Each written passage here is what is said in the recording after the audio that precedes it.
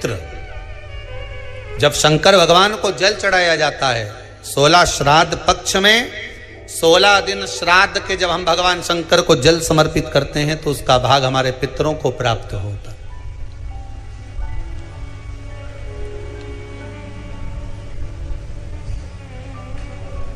केवल 16 श्राद्ध के दिन ही ऐसे होते हैं जिसमें शंकर भगवान को जल में दूध मिलाकर चढ़ाने की जगह दूध भले 1 चम्मच चढ़ा रहे हो पर अलग से चढ़ाओ, कच्चा दूध अलग से चढ़ाओ, उसके बाद भले तुम जल चढ़ा दो, पर लोटे में जल में दूध मिलाकर 16 दिन श्राद्ध पक्ष में नहीं ले जाना। भले 1 चम्मच दूध लेकर जाओ, 1 कटोरी दूध लेकर जाओ, पर कच्चा दूध अलग से लेकर जाओ, शंकर भगवान को अलग से चढ़ाओ। क्योंकि 16 दिन श्राद्ध पक्ष के जब भगवान शंकर को दूध और जल चढ़ाया जाता है वो हमारे पितरों के खाते में चला जाता है, हमारे पितरों को उसका भाग मिलता है। इसलिए शंकर भगवान को कच्चा दूध भी चढ़ाओ तो पानी में मिलाकर नहीं, एक अलग से 1 चम्मच ले जाओ, भले फिर शिव जी को चढ़ा दो, भले एक छोटा सा कटोरी में ले गए चढ़ा दिया, जल ले गए चढ़ा दिया, वो हमारे पूर्वजों को प्राप्त। क्या करना चाहिए अगर पितृदोष है और उससे निवारण करना है, शांति पाना है, तो क्या करना होगा? उसका एक ही तरीका महाराज, अमावस्या के 1 दिन पहले 14 के दिन पीपल के 7 पत्ते लीजिए और 7 पत्ते पर शंकर का नाम ओम नमः शिवाय लाल चंदन से लिख दीजिए। 7 पत्ते पर लिखकर उसको मौली, जैसे हमने अभी बंदरबान बनते ना, ऐसे मौली की बंदरबान बांध लीजिए, घर के मुख्य दरवाजे पर लगा दीजिए। कौन से दिन? अमावस्या की 1 दिन पहले 14 के। अमावस्या के दिन दोपहर के 12 बजे उस बंदरवाल को खोल लीजिए, दूध की कटोरी कच्चे दूध की हाथ में ले लीजिए और पत्ते का, पीपल के पत्ते का अग्रभाग उस दूध में डुबो दीजिए और उसको ले जाकर पीपल के पेड़ के नीचे ऐसा कैसा ही विसर्जन कर दीजिए, कटोरी वापस लेकर आ जाइए। मात्र 2 अमावस्या करोगे, आपके घर का पितृदोष समाप्त होगा, लक्ष्मी बढ़ेगी, घर से रोग समाप्त होगा और घर में प्रेम बढ़ेगा। पितृदोष को समाप्त करने का इससे सुंदर कोई तरीका ही शिव कर सकते, शंकर के सिवा। कई लोग कहते हैं कि श्राद्ध पक्ष आ गया, ये कर लेना चाहिए तो प्रेत योनि से मुक्ति हो जाएगी, पितरों की शांति के लिए ये कर लेना चाहिए तो पितृ मुक्त हो जाएंगे। पहले तो एक बात अच्छे से समझ लो, पितृ मुक्त नहीं होते, उनकी शांति होती। क्या होती है? जम के बोलो जरा।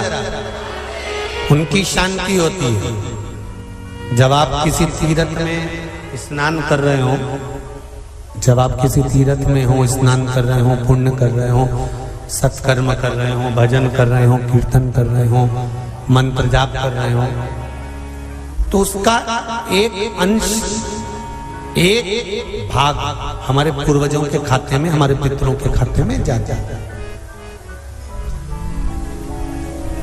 उनके खाते में पहुंचता है, ये निश्चित है। आपने किसी ब्राह्मण को भोजन कराया, भले आपने पितरों के निमित्त नहीं जिमाया, कोई ब्राह्मण को 1 गिलास पानी पिलाया, भले आपने पितरों के निमित्त नहीं पिलाया, पर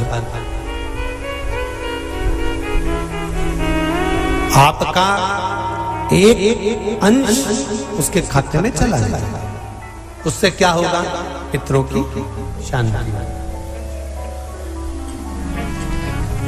और समझ लो, गया जी में पिंडदान कर देने से क्या पितृ मुक्त हो जाते हैं?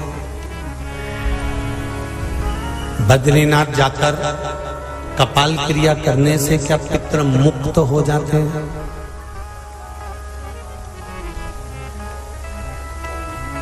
भाई,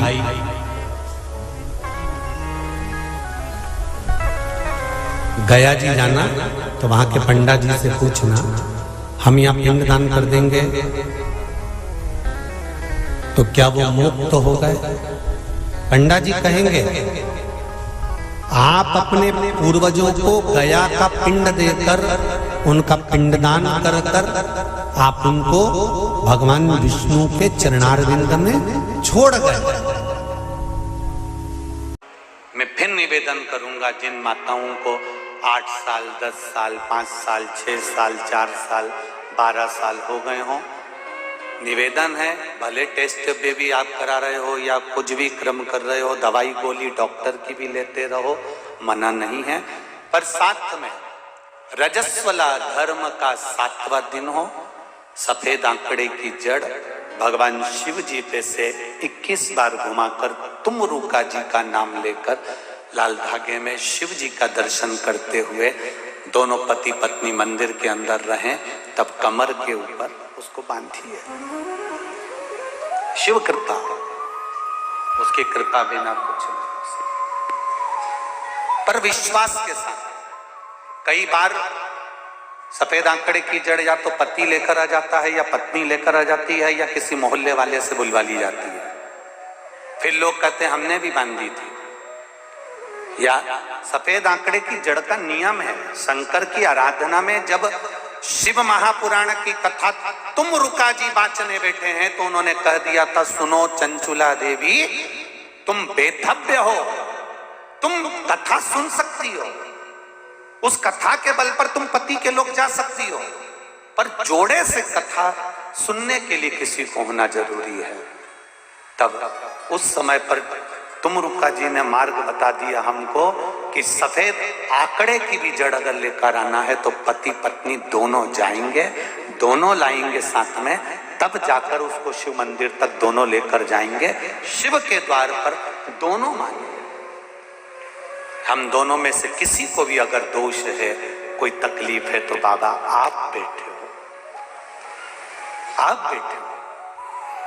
अब कई बार पति से मंगवा लिया, आपने बांध ली, कई बार पत्नी लिया थी, कभी मोहल्ले के लोगों से मंगवा लेते हो, कभी रिश्तेदारों से मंगवा लेते हो, क्योंकि तुम तो पढ़े लिखे हो, तुम कहां जाओ? शिव भक्ति की ओर अग्रसर।